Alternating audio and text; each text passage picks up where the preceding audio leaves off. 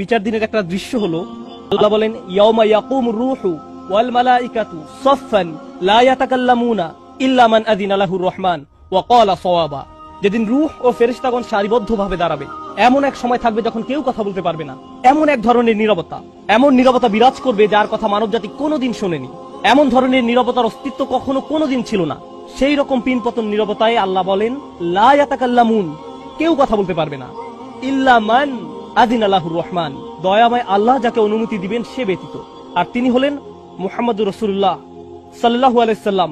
তিনি এমন সময় আল্লাহর কাছে আসবেন যখন সৃষ্টির কারো একটি শব্দ করার অনুমতি থাকবে না, সৃষ্টির কারো কোনো আওয়াজ শোনা যাবে না। তিনি আল্লাহর সামনে এসে আল্লাহর কাছে কথা বলার অনুমতি চাইবেন।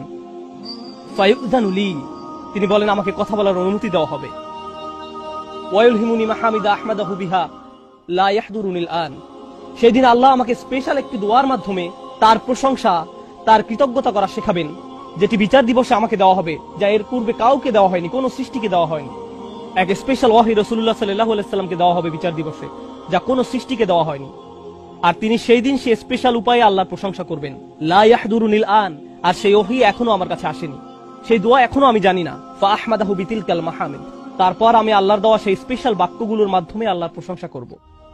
ওয়া আখিরু লাহু সাজিদান, আমি সেই বাক্যগুলো উচ্চারণ করার পর আল্লাহর সম্মুখে সিজদায় অবনত হব।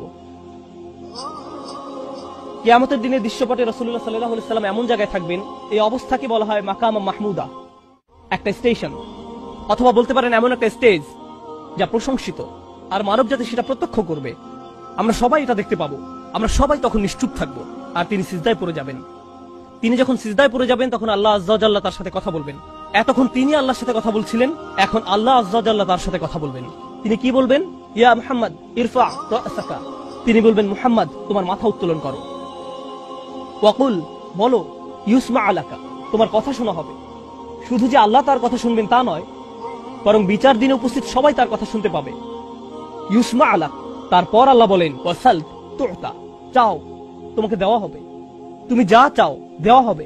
কিয়ামতের দিন আল্লাহর একটি সৃষ্টি কেমন পজিশনে থাকলে আমরা সবাই যখন আল্লাহর নিকট ভিক্ষা চাচ্ছি, আতমিম লানা নূরানা ওয়াগফির লানা, হে আমাদের পালনকর্তা, আমাদের নূরকে পূর্ণ করে দিন এবং আমাদেরকে ক্ষমা করুন, এই কথা বলে আমরা আল্লাহ আযজা ওয়া জাল্লার কাছে কাকুতি মিনতি করতে থাকবো।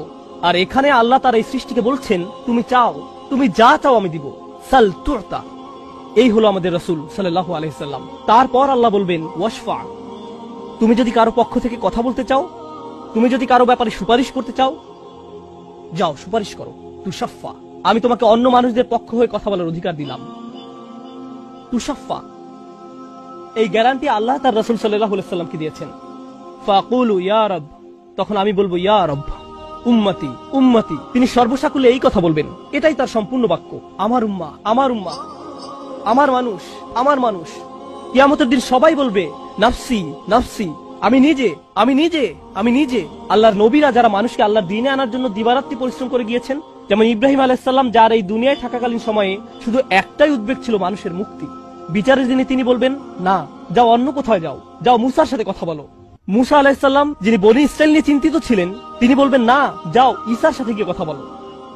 আর আমাদের রাসূল সাল্লাল্লাহু আলাইহি সাল্লাম বলবেন, প্রসঙ্গত কোরআনে কিয়ামত দিবসের যে ভয়াবহতার কথা বর্ণনা করা হয়েছে তা একবার চিন্তা করে দেখুন। ইয়াউমা তারাউনাহা তাযহালু কুল্লু মুরদিআতিন আম্মা আরদাআত, প্রত্যেক মা যে তার বাচ্চাকে দুধ খাওয়াচ্ছে তার বাচ্চাকে ফেলে দিবে যেন সে কিছুই না। ইয়াফিরুল মারউ মিন আখিহি ওয়া উম্মিহি ওয়া আবিহি, সেদিন মানুষ তার ভাইয়ের কাছ থেকে পালাবে, মায়ের কাছ থেকে পালাবে, বাবার কাছ থেকে পালাবে, ওয়া সাহিবাতিহি ওয়া বানি, তার স্ত্রীর কাছ থেকে পালাবে, ছেলেমেয়ের কাছ থেকে পালাবে।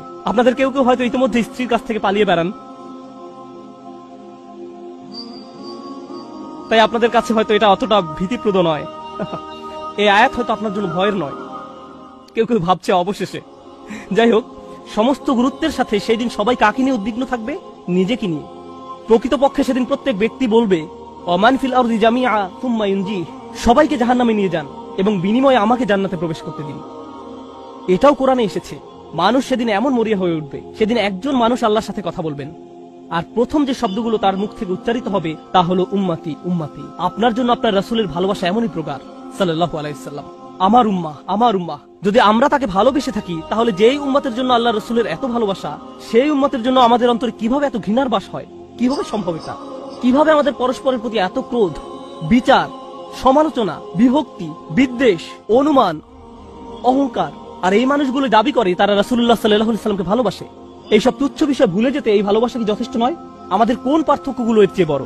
তো যখন রাসূলুল্লাহ সাল্লাল্লাহু আলাইহি সাল্লাম বলবেন উম্মতি উম্মতি, আল্লাহ সুবহানাহু ওয়া তাআলা বলবেন ফায়াকুলু ইনতালিক, এগিয়ে যাও, ফাআখরিজ মিনহা মান কানা ফি কলবিহি মিসকালা শাইরাতিন মিন ঈমান।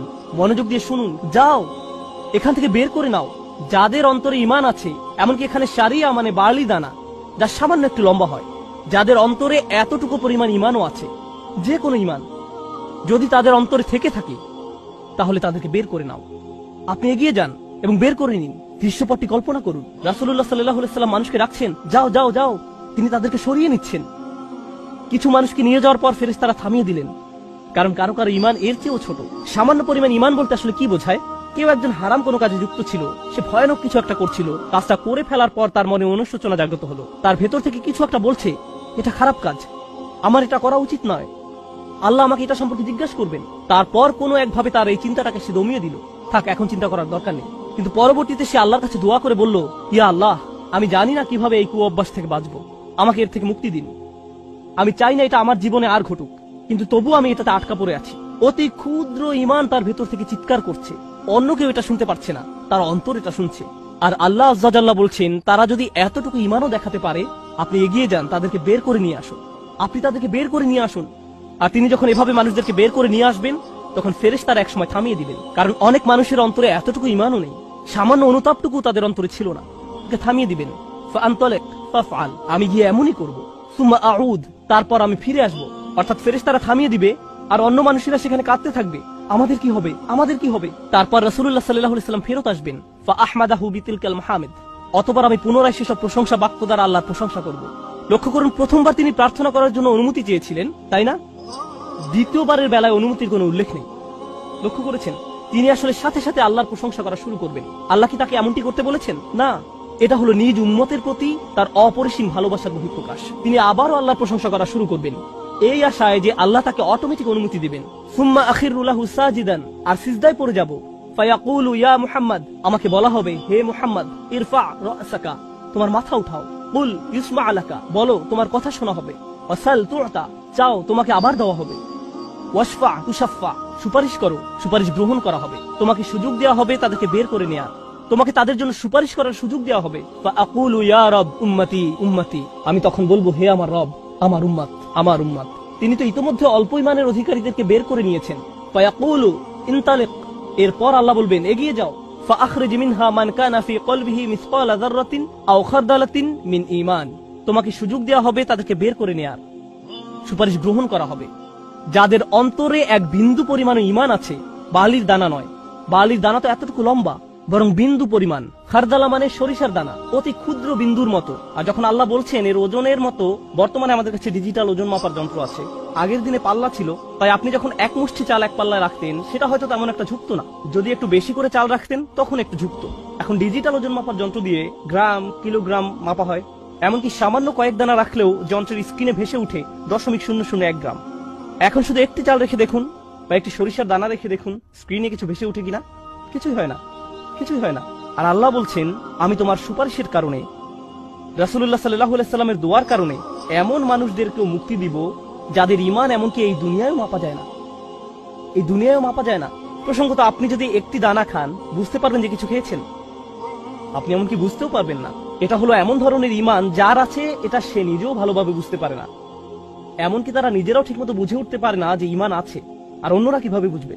আর কেউ যদি একটি দানা আহার করে, এটা তাদের পুষ্টি সাধনে তেমন কোনো ভূমিকা রাখতে পারে না, এটা শরীরের জন্য যথেষ্ট পরিমাণের খাবার নয়। ঠিক তেমনি যার সরিষার দানা পরিমাণ ঈমান ছিল, সেই ঈমানও একটি ভালো জীবন অতিবাহিত করার জন্য তা যথেষ্ট ছিল না। কিন্তু তাদের অন্তরের কোনো এক জায়গায় একটি ঈমানের বাস ছিল। আল্লাহ বলছেন, তুমি এমন যাদেরকে পাও তাদেরকেও বের করে নিয়ে আসো। ফাআখরিজহু ফাআনতালিক, আমি যাব এবং তাই করব। আর এটা বিশাল এক জনগোষ্ঠী যারা আল্লাহর কাছ থেকে দূরে সরেছিল, তাদের ভেতরে একেবারে ক্ষুদ্র কিছু ঈমান ছিল। এরপর তো আর কিছু নেই মনে হচ্ছে, ঘটনা শেষ। কিন্তু রাসূলুল্লাহ সাল্লাল্লাহু আলাইহি সাল্লাম এখানেই থেমে যাননি। ফাআহমাদাহু বিতিলকাল মাহামিদ সুম্মা আখিরু লাহু সাজিদান, তিনি এখানেই থেমে যাননি, তিনি আবারও ফিরে যাবেন এবং আমি সেসব প্রশংসা বাক্য দিয়ে আল্লাহর প্রশংসা করব এবং আবারও সিজদায় পড়ে যাব। ফায়াকুলু ইয়া মুহাম্মদ ইরফা রাসাকা, আমাকে বলা হবে হে মুহাম্মদ মাথা উঠাও। ওয়াকুল ইসমা আলাকা, বলো তোমার কথা শোনা হবে। ওয়াসাল তুআতা, চাও দেয়া হবে। আল্লাহ আযজা ওয়া জাল্লা সহজেই বলতে পারতেন তুমি তো ইতিমধ্যে চেয়েছো এবং তোমাকে দেয়া হয়েছে, কিন্তু তৃতীয়বারের মতো রাসূলুল্লাহ সাল্লাল্লাহু আলাইহি সাল্লামকে বলা হচ্ছে ওয়াশফা তুশাফা, এগিয়ে যাও, মানুষের জন্য সুপারিশ করো, গ্রহণ করা হবে, তোমাকে তাদের পক্ষে চাওয়ার সুযোগ দেওয়া হবে, আমি তোমাকে এটা দিচ্ছি। ফাআকুলু ইয়া রব উম্মতি উম্মতি, আমার উম্মাহ আমার উম্মাহ। এখন চলুন এখানে একটু থামি। যদি আপনি এই সুযোগ পেতেন, আল্লাহ যদি আপনাকে বলতেন তুমি যা চাও তাই পাবে, তুমি চাও দেওয়া হবে, যা কিছু তুমি চাও না কেন, আমাদের বিশাল একটা লিস্ট আছে, রাসূলুল্লাহ সাল্লাল্লাহু আলাইহি সাল্লামকে এই সুযোগ কয়বার দেওয়া হয়েছে? 3 বার। কত মিলিয়ন মানুষকে ইতিমধ্যে রক্ষা করা হয়েছে। তৃতীয়বার তো তিনি নিজের জন্য কিছু চাইতে পারতেন। আমরা তো মানুষ, আল্লাহ যদি বলেন চাও আমি দিব, আর এই মানুষটি আল্লাহর সামনে দাঁড়িয়ে আছেন আর তাকে বলা হচ্ছে, কিন্তু তারপরেও তার জিহ্বায় উম্মাহ উম্মতি উম্মতি, তো আল্লাহ বলবেন ফায়াকুলু ইনতালিক, সামনে এগিয়ে যাও। ফাখরিজ মান কানা ফি কলবিহি আদনা আদনা আদনা মিসকাল হাববাতিন খারদালিম মিন ঈমান, যাও সামনে এগিয়ে যাও এবং এমন প্রত্যেক ব্যক্তিকে বের করে আনো যার একটি সরিষার অতি ক্ষুদ্র অতি ক্ষুদ্র অতি ক্ষুদ্র অংশ পরিমাণ ঈমান আছে। এত ক্ষুদ্র বিন্দু যাকে আপনারা হয়তো মাইক্রোস্কোপিক বলবেন, যদি তাদের এক অ্যাটম বা এক সাব অ্যাটমিক কণার পরিমাণ ঈমান থাকে, এই পৃথিবীতে যা দেখা শোনা বা উপলব্ধি করা সম্ভব নয়, যদি তাদের গভীর অবচেতন মনের কোথাও কণা পরিমাণ ঈমান থাকে, যদি তাদের ততটুকু ঈমান থাকে, এগিয়ে যাও এবং তাদের বের করে নিয়ে আসো। যদি তাদের অন্তরে এতটুকু ঈমান থাকে, তো আল্লাহ রাসূলুল্লাহ সাল্লাল্লাহু আলাইহি সাল্লামকে বলবেন ফাআখরিজহু মিনান নার, তাদেরকে আগুন থেকে বের করে আনো। কথাটা মনোযোগ দিয়ে শুনুন, তাদেরকে কোথা থেকে বের করে আনো? আগুন থেকে। অর্থাৎ কিছু মানুষ ইতোমধ্যে জাহান্নামে পতিত হয়ে গেছে। অনেক মানুষ এই হাদিস পড়ে মনে করে আমরা জাহান্নাম থেকে মুক্তি পেয়ে যাব, আগুন আমাদের স্পর্শ করবে না, কিন্তু হাদিস এই কথা বলছে না। রাসূলুল্লাহ সাল্লাল্লাহু আলাইহি সাল্লাম আল্লাহর কাছে কাকুতি মিনতি করছেন, আর এই দিনটি হবে 50,000 বছর লম্বা। অনেক মানুষের বিচার ইতিমধ্যে হয়ে গেছে। আর আমি আপনাদেরকে সেই আগুন সম্পর্কে শুরুতে বলেছিলাম, আপনি যদি এর বাতাসের স্পর্শ পান 1 সেকেন্ডেরও কম সময়ের জন্য, আপনার মনে হবে এর চেয়ে ভয়ঙ্কর আর কোনো শাস্তি হতে পারে না। আর আল্লাহ রাসূল সাল্লাল্লাহু আলাইহি সাল্লাম সেই মানুষগুলোর জন্য আশা ছেড়ে দেননি, তাদের জন্য হতাশ হয়ে পড়েননি। প্রসঙ্গত তারা মুসলিম, তারা কিন্তু মুসলিম, কারণ রাসূল সাল্লাল্লাহু আলাইহি সাল্লাম কি বলছেন, তার মুখ থেকে কোন কথাগুলো উচ্চারিত হয়েছে? উম্মতি উম্মতি। আগুনের মানুষগুলো মুসলমান, ওই মানুষগুলো অমুসলিম নয়, মুসলিম। তো রাসূল সাল্লাল্লাহু আলাইহি সাল্লাম বলেন ফাআনতালিকু ফাফআল, আমি যাব এবং সেটাই করব। প্রসঙ্গত রাসূলুল্লাহ সাল্লাল্লাহু আলাইহি সাল্লামের এই কথার সাথে হাদিসের সমাপ্তি হলো।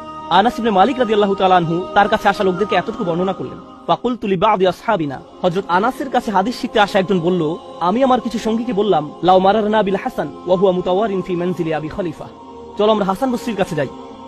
আমরা হাদিসটি আনাসের কাছ থেকে শুনেছি, কিন্তু আমরা জানি এই হাদিসটি হাসানও জানেন, চলো আমরা তার কাছে যাই। প্রসঙ্গত আনাস রাদিয়াল্লাহু তাআলা আনহু তখন অনেক বয়স হয়ে গিয়েছিল। এই হাদিসে কতবার রাসূল সাল্লাল্লাহু আলাইহি সাল্লাম আল্লাহর কাছে গেলেন? 3 বার। রাসূলুল্লাহ সাল্লাল্লাহু আলাইহি সাল্লাম ইন্তেকাল করেছেন বহু বছর আগে। আমরা জেনেছি এই হাদিস হাসান বসরিও জানেন, তারা আগে কখনো এই ধরনের কথা শুনেনি। খুবই আশ্চর্যজনক কথা। এজন্য তারা ব্যাপারটা যাচাই করতে চাচ্ছিলেন যে দেখা যাক হাসান বসরিও একই হাদিস বর্ণনা করেন কিনা। তারা শুনেছে হাসান বসরি বাস করেন আবু খলিফার বাড়ির পেছনের একটি ঘরে, তাই তারা হাসান বসরিকে খুঁজতে লাগলো। তারা তাকে খুঁজে পেলেন। হাদাসানা আনাস ইবনে মালিক ফাআতাইনাহু ফাসাল্লামনা আলাইহি, তো আমরা তার কাছে এলাম এবং তাকে সালাম দিলাম। ফাআদিনা লানা, তিনি আমাদেরকে প্রবেশের অনুমতি দিলেন।